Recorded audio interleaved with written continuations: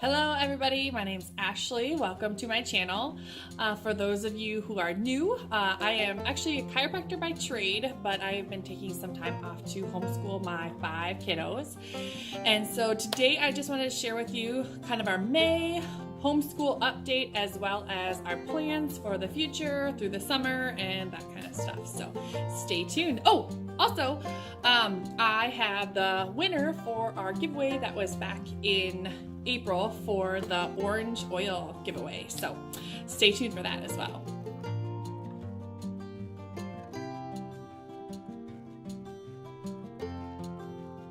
So I know that I have been MIA for a while on my YouTube channel. I apologize. We have just been super busy around here. It's been crazy. The end of the year is so crazy. Soccer games. We live in the Midwest, and with all of the snow through like May, we had to push soccer games back. And so all of our soccer games, we have like 3 soccer games a week, each girl. It's like, it's crazy. So I've definitely been MIA on my YouTube channel, and I'm sorry about that. I do have some awesome stuff coming up. So if you would like to follow along, definitely hit that subscribe button down in the corner. I think it's in this corner.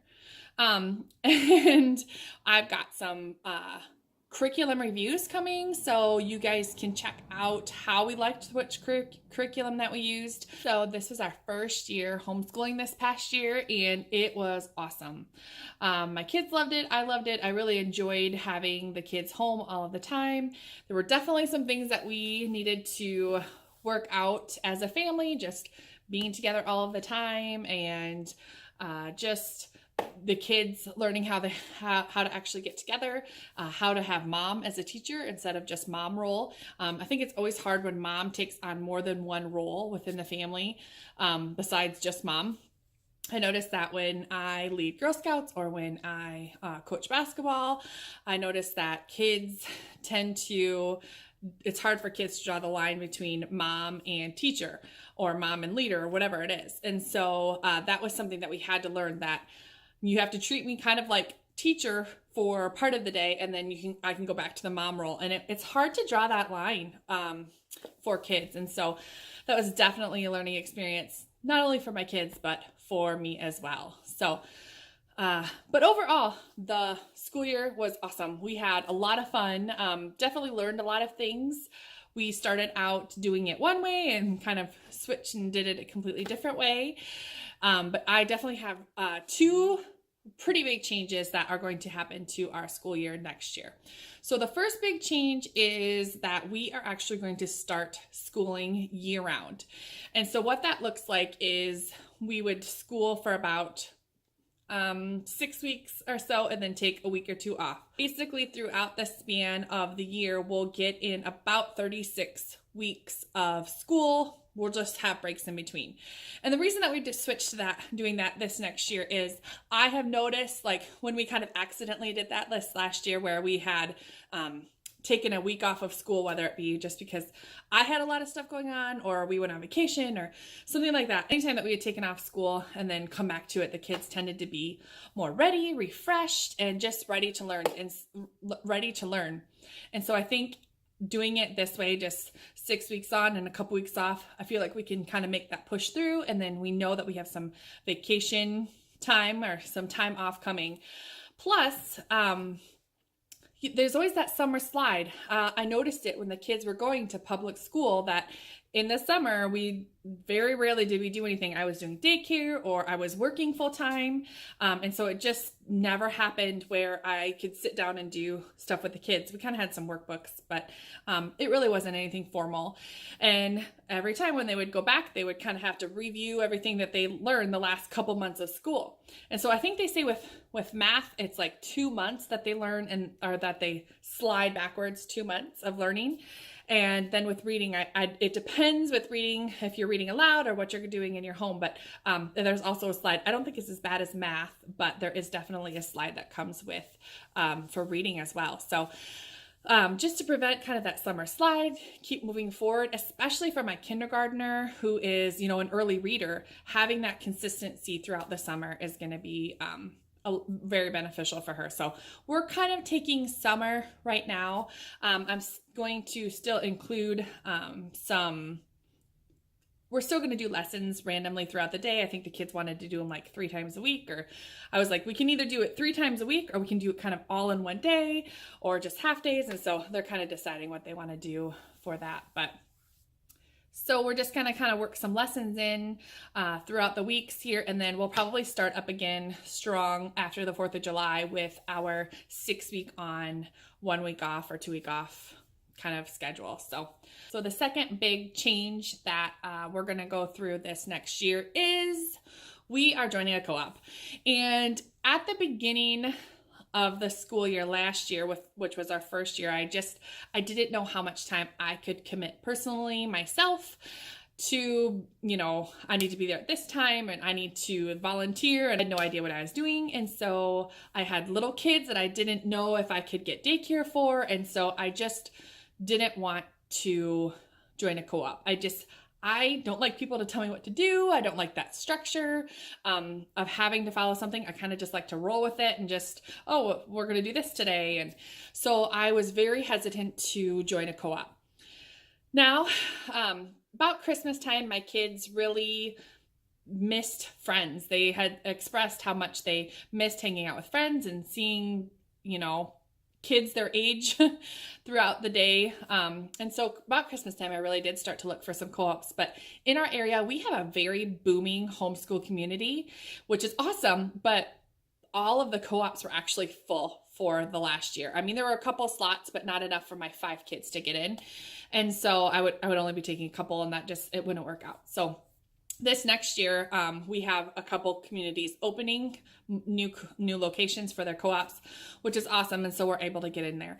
And if you guys saw my Instagram post, you probably already know which co-op I joined, but it was Classical Conversations, which is so weird because I didn't want structure and I didn't want to be super involved last year. And then joining Classical Conversations, which is like super structured and super involved, but I don't know. I think it's really going to work out for our family. I love the classical model. I love that it's Christian based. I love that I can go, it's our meeting days are Monday, our community days are Monday, which I think is awesome because we'll get there and we'll start the week off with our, new lesson, and then we'll be able to learn that lesson throughout the week. And actually, I'm tutoring this next year, because it just to offset some of the cost, as well as I make sure that I know it really well. And I think it's going to be beneficial for my kids if I am involved and I know what I'm doing. But so I'm actually tutoring this next year at one of our new locations. So I'm really excited about it. I really just think it's going to work out well for our family, as long as I can let go of a little bit of that control. Although I am tutoring, so I'm kind of in control a little bit, but you know what I mean. So with that, this kind of wraps up our homeschool year.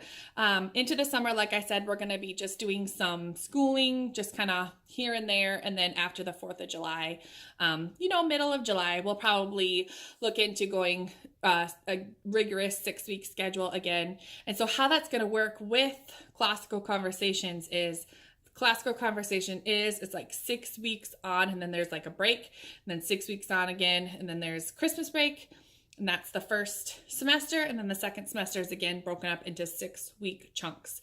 And so even if we do, even if we have community one of the weeks that we have off, we can still not school that week. It'll work out fine. So we'll just have, we'll meet Monday or whatever, and then we can have the rest of the week off or whatever, and just kind of do our memory work throughout the week. But I just think that this is going to work out really well still. And if I can schedule them to have, because that'll be 24 weeks then, and then I'll have a 6-week span before the Classical Conversations start, and then maybe even one after, unless I can fit into before, but I'm not sure if I can fit in 12 weeks before. But we're going to figure that out as we go. So overall, this last year, I definitely would consider it a success. When I sat down before the school year started and I thought, okay, how am I going to measure my success for this homeschooling journey? And it was not necessarily like, okay, we need to get X amount of pages done, or, I'm going to consider myself a failure. And I knew I couldn't do that going into this, because just doing my research, I know that it takes like the first 2 years are just learning how to homeschool and learning to have, mom as a teacher, and learning for kids to get together, kids learning how to get along. And so I knew that I probably wasn't going to finish every book that we did. And that's not a measure of success or failure, is if I finished the workbook. For me, I sat down and I made a list. Like, I will be successful if my kids can learn how to play together, which they have. Also, just to foster a love of learning within my kids. So I will link my why we decided to homeschool video down below, and you can kind of see the whole story of why we progressed into homeschooling. But my goal was just to foster a love of reading or a love of learning in my children. And definitely, I think that has happened. My 5th grader, for sure. Oh man, you can't keep a book out of his hands. He loves reading, which is super awesome. I'm so excited about that. My 3rd grader, who is kind of my reluctant reader, she is coming along. She has went off and read books on her own without me telling her to, or, like sitting her down. And, in the past it was, I had to like literally tie her to the chair for her to sit down and read with me. And she had to read aloud because she just didn't know any words. And I remember picking out a book. It was Justin Morgan Had a Horse. And I remember getting her readers together for this next year. And I was like, oh man, if we could read Justin Morgan Had a Horse, like that would be awesome. That would be my super goal. And I know I know that I would have made it if she could read this book. And right now that's what she's reading, is Justin Morgan Had a Horse. And I just think like how far we've come from reading like Heidi Heckleback, and it's literally got, like 25 words on a page, and it takes her like 20 minutes to read it. And just the progression is just awesome. I'm super excited just to kind of see that. So we're going to continue reading through the summer, hopefully kind of keeping that going. My kindergartner is learning how to read, which is super awesome. I've never had that experience of teaching one of my children to learn how to read. And oh my gosh, it is so cool just to see them making the connections and the confidence that comes with being able to learn something new and something hard. It's something as big as reading.